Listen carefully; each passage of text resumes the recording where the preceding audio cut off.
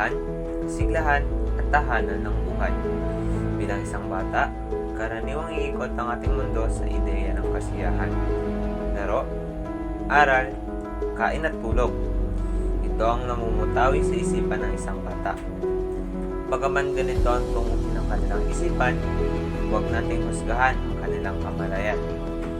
Ngunit, paano nga ba niya makakamit ang tugatog ng kapabilidad ng kanyang pagkatao at kahusayan? Sa paglipas ng mga araw, ang dating batang may mapaglarong isipan ay balang araw kakikitaan ng potensyal. Ang tao ay umuunlad base sa kanyang kinamulatang lipunan. Bilang isang tao, may kakayahan tayong linangin at paunlarin ng ating kalurungan at talento. Marami ang uri ng talento na ating namamataan sa pang-araw-araw na pamumuhay. Ngunit, paano nga ba natin ito magagamit? Ang bawat individual ay may pagkakahintulad at pagkakaiba. Ginawa ang tao na naiiba sa lahat, kaya naman, natural lamang na mayroon tayong iba't ibang kakayahan, talento at kaisipan. Sa pag-unlad ng tao bilang isang individual, nakikita ang kanyang kalakasan at kahinaan sa mga pagkakataong dumadaan sa kaniyang buhay. Kaya naman, inilansad ang pamahalaan ng kalidad na edukasyon para sa lahat.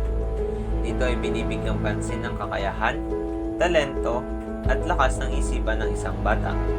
Pinagtutuunan ng pansin ng institusyon ng edukasyon na maihatid ang mag-aaral tungo sa kanilang pinakamagaling na kalagayan. Sabi nga ni Michelangelo, isang magaling na pintor at sculptor, ang obra ay nasa bato na mula pa sa simula. Kailangan lamang bukitin ang labis na bahagi nito. Tayo ay uunlad sa pamamagitan ng tamang paggabay ng ating mga tagapagturo. Ang isang bata ay usbong sa kanyang sariling paraan at sa nais niyang tahakin. Kung ang gabay na may ibibigay ay angkop sa kaniyang larangan. Ang potensyal ay maaaring maging isang tinta ng isang tula, himig ng isang awitin, indayog ng isang sayaw, isipan ng isang pilosopo at maging kahusayan ng mga atleta. Sa paglalakbay ng mga taon, mapapansin ang kakayahan at isipan ay malawakang uunlad. Napatunayan itong walang hangganan ang potensyal ng sangkatauhan. Ang bata ay patuloy na matututo habang siya ay lumalaki. Mas makikita ang kanyang pagunlad at pagbabago habang nagpapatuloy ang kaalaman. Kailangan isaalang-alang natin ang natatangi nilang kagalingan upang maipamalas nila ang kanilang potensyal sa ninais nilang larangan. Ang bawat isa ay may katangian kakayahan na dapat lamang nating hasain. Mabibigyan diin at pansinin dito ang kultura na kinagisnan ng isang bata at kung paano niya ito magagamit sa kaniyang buhay.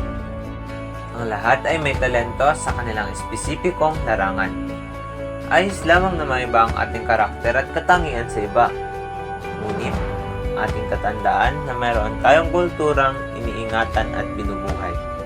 Ang mga batang tulad mo, hindi man kawangis ng kultura, talento at kakayahan ng iba, ngunit posibleng mayroong katangian sa iyo na ituturing namang kayamanan ng iba.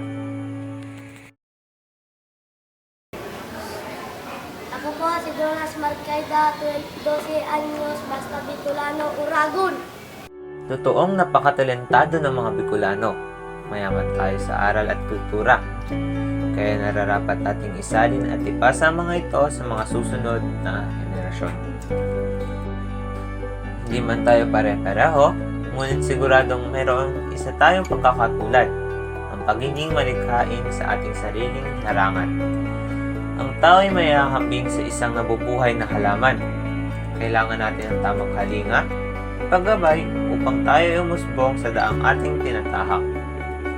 Halina't pagyabungin ang kaisipan, kakayahan at talento sa gitna ng pagkakaiba ng mga tao.